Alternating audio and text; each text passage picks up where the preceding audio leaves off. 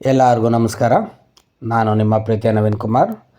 ಇವತ್ತಿನ ವಿಚಾರ ಬಂದು ಶುಕ್ರ ಪರ್ವದ ಬಗ್ಗೆ.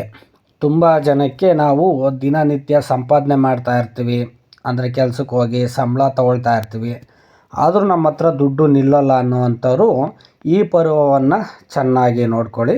ಈ ಪರ್ವ ಬಂದು ಎಷ್ಟು ಜಾಸ್ತಿ ಗೆರೆಗಳು ಇರುತ್ತೋ ಅಷ್ಟು ದುಡ್ಡು ನಿಮ್ಮ ಹತ್ರ ಬರ್ತಾ ಇರುತ್ತೆ, ಮತ್ತು ಅದೇ ರೀತಿಯಾಗಿ ಖರ್ಚಾಗ್ತಕ್ಕಂಥದ್ದು ಕೂಡ ಇಲ್ಲಿ ತೋರಿಸುತ್ತೆ.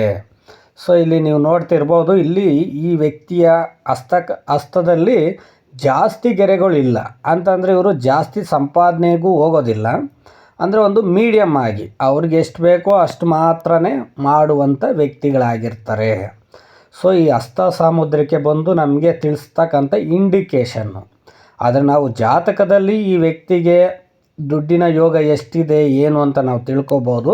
ಬಟ್ ಇದು ಹಸ್ತ ಸಾಮುದ್ರಿಕೆ ಆಗಿರೋದ್ರಿಂದ ಇದು ಬರೀ ನಾವು ಎಷ್ಟು ಸಂಪಾದನೆ ಮಾಡ್ತೀವಿ, ಎಷ್ಟು ಬರುತ್ತೆ ಅನ್ನೋದನ್ನು ನಮಗೊಂದು ಇಂಡಿಕೇಷನನ್ನು ಕೊಡುವಂಥದ್ದು.